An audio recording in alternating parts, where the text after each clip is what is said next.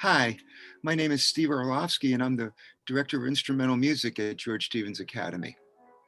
So I'd like to introduce some videos at this time, and just to give you a little background. Uh, Last year on March 13th, it turned out to be the last day of the school year.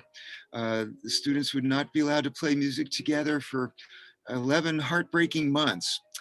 And on that day, on March 13th, it was a Friday, the GSA Jazz Band and combos recorded for the 2020 Maine State Jazz Festival.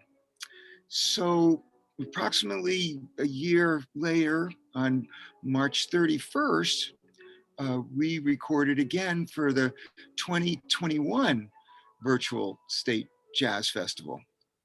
And the lead up to that, we only had like 11 rehearsals.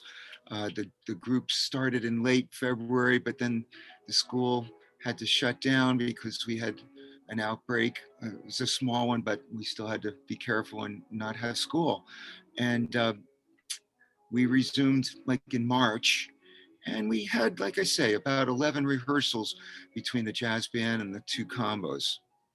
When we did get back into it, the players they were off for over a year. Maybe they played a little bit individually, but they were really on their own, and they were pretty rusty, really. And we had to really work it to make it happen.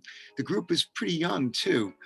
We had 6 freshmen this year in the jazz band and 7 sophomores, 5 juniors, and 2 seniors.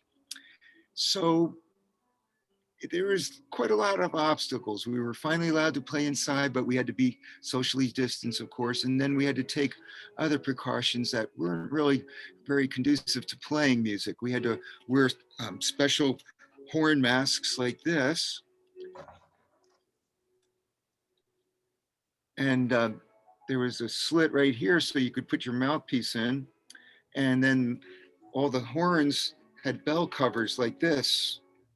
So it made it tough because having a bell cover on an instrument like a saxophone or a trumpet or a trombone, it caused intonation problems and made the tone a little muffled and just made it harder to play overall.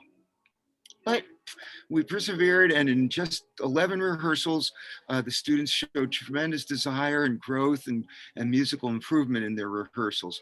So you can imagine how extremely proud I was of them and really appreciated and truly admired their determination and love for learning and performing music. So we recorded on March 31st, and these are the recordings that you're going to hear. Um, we also recorded again about a month later. And that recording was for the National Jazz Festival, which was normally held in Philadelphia. But of course, this year, all these kinds of festivals are virtual.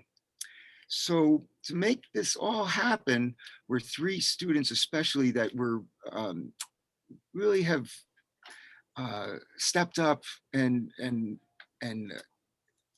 work the technology. And I just want to thank the students, Zeke Sacaritis, because he was the final who finalized the production of the recordings, and Tony Esposito and Austin Chandler. They were all really instrumental in making these recordings. And I'd also like to thank the composers and the arrangers of our selections. We tried to do music that was arranged right as with local people like John Cooper teaches at the College of Atlantic in Bar Harbor. We did his arrangement of Little Sunflower, and then Harry Pershing, who is a former student at Greeley High School in Southern Maine, now is a graduate student at the New England Conservatory of Music, and he has arranged some of the combo selections. And then there was Terry White, a long time and actually a nationally known composer and arranger. And so we did music arranged by these 3 people. So I want to thank them as well. Well, I hope you enjoy our recordings. Thank you very much.